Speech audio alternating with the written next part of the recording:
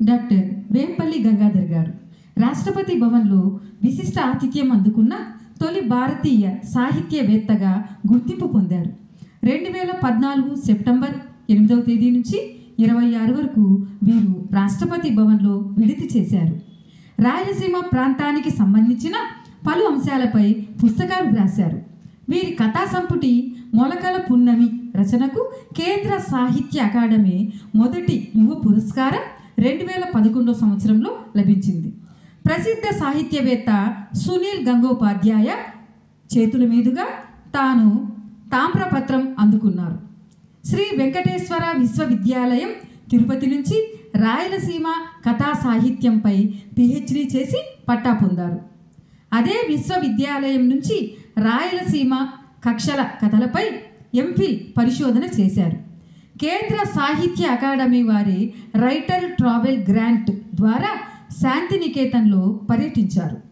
మొలకల పున్నమి, గ్రీష్మభూమి, దేవరశిల, రావణ వాహనం, పాపాగ్ని కథలు, గంగమ్మ పూలు కథలు వెలువరించారు. కడప వైభవం, సిపి బ్రౌన్కు మనమేం చేశాం, అనంతపురం చరిత్ర పుస్తకాలకు సంపాదకత్వం చేశారు. నేల దిగిన వాన, యురేనియం పల్లె నవలలు రాశారు.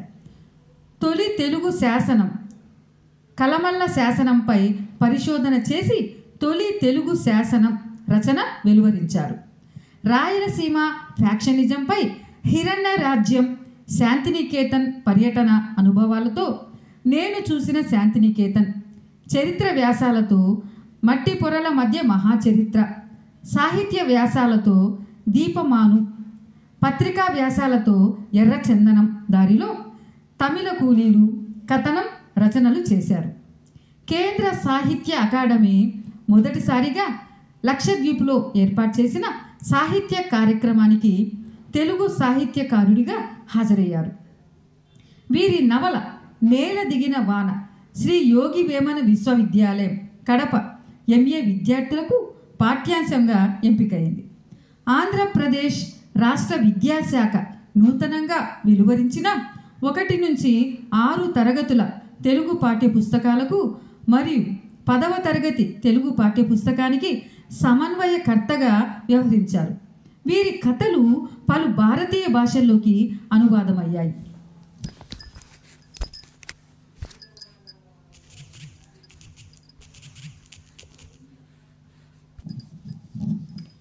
డాక్టర్ వేంపల్లి గంగాధర్ గారు రాష్ట్రపతి భవన్లో విశిష్ట ఆతిథ్యం అందుకున్న తొలి భారతీయ సాహిత్యవేత్తగా గుర్తింపు పొందారు. 2014 సెప్టెంబర్ 8వ తేదీ నుంచి 26 వరకు వీరు రాష్ట్రపతి భవన్లో విడిది చేశారు. రాయలసీమ ప్రాంతానికి సంబంధించిన పలు అంశాలపై పుస్తకాలు రాశారు.